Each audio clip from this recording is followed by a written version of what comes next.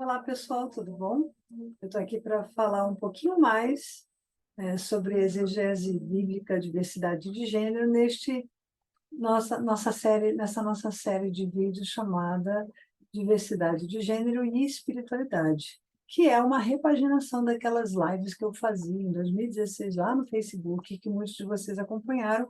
Então, eu peço, assina o meu canal aqui, assina o meu canal do Insta, assina o meu canal no Face, Lília Mariano, Igor Gestão e Afaga Gestão da Pluralidade, porque muito conteúdo bom vem aí pela frente. Aqueles conteúdos todos de 2016 estão sendo revisitados em versões de vídeos bem pequenininhas, de 10 minutos no máximo, que você pode acompanhar. E eu estou, nesse momento aqui, fazendo uma apresentação do livro que eu vou lançar agora em novembro, chamado Diversidade de Gênero e Exegese Bíblica, que vem a ser Relacionamentos Complicados da Bíblia, volume 2, tá certo? E assim que eu tiver mais informações sobre o lançamento, editora, onde é que você compra, eu aviso para vocês. A gente está fechando esses pequenos detalhes, mas o manuscrito está todo pronto, os prefaciadores já escreveram seus textos, os endorsers também. Eu estou bem contente de estar de volta com vocês aqui, falando sobre diversidade de gênero. E nesse momento eu vou ler um pedacinho final. Eu recortei uns trechos aqui do prefácio do André Anéas, doutor André Anéas, coordenador do Laboratório de Teologia e Mística, autor da Recriar, doutor pela PUC de São Paulo. E ele escreveu um texto lindo de prefácio do meu livro. Eu estou encantada com, não apenas com a generosidade, mas a profundidade do que ele escreveu.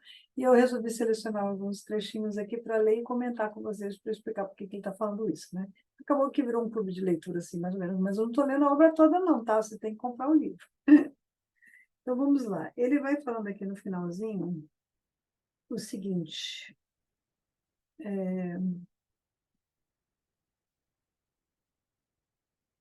Não podemos deixar de mencionar a ousadia de Lília Mariano em romper com uma teologia sistemática questionável em termos de qualidade acadêmico-pastoral e que, tristemente, formou a Igreja Evangélica Brasileira nas últimas décadas, tornando-se a lente hermenêutica hegemônica para a leitura dos textos bíblicos. A ousadia da professora proporciona uma capacidade crítico-teológica de discernir a voz de Jesus dentro do cano. Ao tocar nas discussões acerca da teologia paulina, e das diferenças notáveis em relação aos evangelhos, a exegeta descortina vícios tolos da tradição fundamentalista protestante, muitas vezes bibliólatra, bibliólatra, tá? Eu falei tudo errado, agora está certo. Abrindo caminho para a maturidade na relação fiel-texto. Da mesma forma, suas análises do Primeiro Testamento, através das discussões rabínicas, tornam a teologia sistemática evangelical infantil perto da pluralidade e possibilidade do mundo oriental. Sua opção pela teologia processo relacional humaniza Deus e proporciona um tipo de leitura das Escrituras verdadeiramente bíblica, pois arranca dos nossos olhos as lentes viciadas do que aprendemos desde crianças e que alimentaram os nossos preconceitos, confusões de ordem teológica e moral e uma espiritualidade esquizofrênica. Isso é o André falando, sou eu não, tá? Não temos em mão qualquer tipo de livro. Temos uma significativa contribuição teológico-pastoral que poderá ser decisiva na maneira de conduzir comunidade de fé na jornada reflexivo-teológica acerca das questões de gênero nos próximos anos. Trata-se de uma obra libertadora em diversos sentidos. Nos liberta as escrituras de lentes hermenêuticas hegemônicas, liberta os irmãos e irmãs homoafetivos para vivenciar sua espiritualidade cristã, liberta os que têm seus círculos religiosos comunitários de amizade, parentais, pessoas homoafetivas, restabelecendo os vínculos e as relações humanas dignas. Liberta, quem sabe, os radicais fundamentalistas tradicionais e fundamentalistas progressistas, dando espaço em tempos tão violentos, em tempos... Nossa, que gagueira, gente, que horror. Você sabe que eu sou bem espontânea aqui, né? Então, liberta, quem sabe, os radicais, fundamentalistas tradicionais e fundamentalistas progressistas, dando espaço em tempos tão violentos para a sobriedade acadêmica e sensibilidade pastoral. Bom, e aqui eu encerro os recortes que eu fiz do prefácio do André Anéis. E aqui eu queria falar um pouquinho mais sobre essa coisa da teologia dogmática inadequada para lidar com as questões de gênero. Vocês vão lembrar, lá em 2016, naqueles vídeos que eu gravava, aquelas lives, que eu falava que a teologia pastoral ela é uma teologia do cuidado. Mas a teologia dogmática, ela é a teologia da formatação do pensamento. Ela não está ali para cuidar de pessoas. A teologia dogmática está para criar estatutos de formas de pensar. Nunca houve na teologia dogmática alguma preocupação com o cuidado das pessoas de forma geral, muito menos as pessoas LGBT. Por isso mesmo que eu não tenho esperança na teologia dogmática. Eu acho importante uma teologia sistemática, por exemplo, dentro do judaísmo, que formato que diz que o judeu ele vai seguir a Torá, ele tem uma série de preceitos que dão identidade à sua afirmação de ser um judeu enquanto uma pessoa religiosa, né, o seguidor do judaísmo. Inclusive, no processo de conversão, né, de pessoas ao judaísmo, tem uma catequese. Perdão, vou espirrar. Eu já estou toda destrambelhada aqui, vocês estão vendo, né? A outra coisa, dentro da catequese cristã, né, no ambiente católico, também teve isso o tempo todo, igual no ambiente evangélico. Na verdade, o ambiente protestante sempre teve isso bem determinado também. O neopentecostalismo, que é esse movimento esquisito que mostra o que é ser evangélico hoje em dia, é que ele não tem muito formato teológico dogmático, porque ele é um movimento que ele não se ancora muito em teologia dogmática. Ele pega recortes da teologia dos segmentos protestantes e evangélicos anteriores e vai montando as suas lógicas. Por isso que tem a tal da teologia da prosperidade, que é uma teologia recortada a partir de, enfim, ela não está no conjunto das crenças dos cristãos.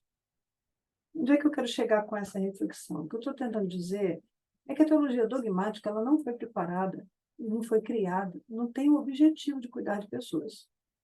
Mas a teologia bíblica ela é o chão de onde partem as práticas do cuidado. Se você vê toda a Torá e o modo como Moisés conduzia o povo no deserto, e aqui eu não estou preocupada com literalidade da escritura, se é exegética, isso Moisés não escreveu o Pentateuco, eu não estou preocupada com isso, eu estou falando dos personagens que estão lá na narrativa. Você vai ver que é ensino de prática de cuidado. O modo como Moisés conduzia, o próprio Jetro chegando com Moisés, falando, cara, se você continuar liderando sozinho, você vai pirar, não vai dar certo. Coloca líderes de 100, etc. E foi assim que foi criado o Tribunal dos Anciãos, delegação de autoridade de julgamento. Se você vê como é que está dizendo lá que você deve cuidar da lepra, por exemplo, a forma de não contaminar um outro judeu, um leproso, a forma de isolar uma pessoa leprosa, é para quê? Para que não contamine as outras pessoas. As leis dietéticas que existem dentro do judaísmo são leis de cuidado com a saúde, leis de cuidado com a forma de se relacionar com aquilo que é puro para o corpo. Então, assim, a gente não tem que criticar a Torá batendo o martelo e dizer, legalismo, legalismo é a lei, a gente está no tempo da graça. Não, não, tem muita coisa importante na Torá, né? E que, se devidamente seguida, vai trazer benefícios para a vida da gente. Claro e evidente. Agora, há questões que têm que ser analisadas num nível mais profundo, porque, literalmente falando, elas podem ser complicadas. Mas se a gente analisar nesse nível sódio, que é o nível mais profundo da interpretação judaica, a gente vai descobrir pérolas absurdamente valiosas ali. Eu tenho aprendido muito estudando isso ultimamente. Então, práticas de cuidado, cuidado da comunidade, né? Os 10 mandamentos, não faça isso, não faça aquilo, não cobiça a mulher do teu próximo, não cobiça os bens do teu próximo, não diga, gente, isso é prática de cuidado, isso é teologia pastoral está toda na Bíblia. Ela não está na dogmática, mas na Bíblia ela está. E a forma de lidar com a questão da diversidade de gênero dentro de ambientes religiosos é por meio do cuidado pastoral. Não tem outro caminho. E para a gente fazer uma teologia do cuidado, a gente tem que se inspirar nos bons exemplos que estão nas Escrituras, não é nos exemplos de quem chacinou, de quem excluiu, de quem limou, porque a Bíblia ela não economiza só citando os exemplos dos caras bacaninhas, ela conta o exemplo das pessoas que também tiveram uma índole ruim, tinham falhas de caráter, que enganaram os outros, traíram os outros. Então, vamos pegar os bons exemplos e seguir os bons exemplos.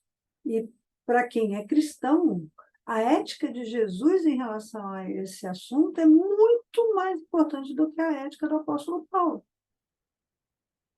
E aí eu vou encerrar essa transmissão de hoje falando uma coisa muito importante que eu ouvi do Dom Sebastião Armando Gabeleira, que é um bispo anglicano lá do Nordeste, que ele fez uma colocação fantástica, né? Quem estuda um pouquinho de história da igreja aí sabe que o Agostinho de Hipona, Santo Agostinho, deixou um legado de interpretação bíblica para a igreja cristã do Ocidente, e aí já estamos falando do cristianismo enquanto religião institucionalizada, estatal, da época do Constantino, né? Porque o Agostinho de Hipona ele é pós-Constantino, tá? Constantino, quando ele não tornou, na verdade, o cristianismo a religião oficial do Império Romano. Ele favoreceu, e os seus sucessores é que acabaram cristianizando o Império Romano. Constantino só tinha uma mãe que era cristã, tá? A Helena. Mas os seus seguidores acabaram, os seus sucessores acabaram cristianizando o Império. E Agostinho de Hipona é dessa época posterior, ou seja, dessa época que essa cristianização está acontecendo. O Agostinho não andou com Paulo, o Agostinho não andou com Jesus, assim como Paulo não andou com Jesus. Então, o modo como Paulo interpreta as questões de gênero tem a ver com o panorama que ele está testemunhando no Império Romano. Lembra que Paulo não é palestino sequer, ele nem nasceu ali na Palestina. Ele nasceu em Tarso, que é uma cidade daquela região ali entre Turquia e Israel. Então, não tem como o Paulo ter um imaginário do cristão do judeu que está andando na Palestina e que andou com Jesus. Tudo que ele sabe sobre Jesus é sobre testemunho, de revelação, de sobrenatural, mas ele não foi testemunha do modo como Jesus lidou com as pessoas. Isso é a ênfase que eu estou dando nesse livro. E isso eu falei naquelas lives muitas vezes, né, de 2016. Paulo ele não tinha o horizonte que Jesus tinha para cuidar das pessoas. E se esse tema fosse um tema assim tão imprescindível para a vivência cristã, e esses dias eu ouvi de um pastor muito querido lá do Rio de Janeiro falando assim, o resumo do ensinamento de Jesus ele está basicamente nas bem-aventuranças. Por que a temática da sexualidade não está lá? Igual a questão da homossexualidade não está em nenhum momento da estrutura do pensamento de Jesus e ela não vem aos discursos de Jesus. Por que isso? Porque não era tão importante. O problema é que na sociedade ocidental a gente meio que amplifica a importância desse assunto. E aí a gente acaba cometendo muitos deslizes, muita segregação, muita sectarização e a gente causa muitas feridas com esse tipo de interpretação. Então, eu espero que você compre esse livrinho assim que ele lançar. Eu vou avisar aqui, Diversidade de Gênero e Exegese Bíblica, que é o volume 2 de Relacionamentos Complicados da Bíblia. Curta o meu canal, assina aqui, siga no Instagram e, por favor, deixe seu like, que eu vou ficar muito feliz. Um beijo grande, até a próxima.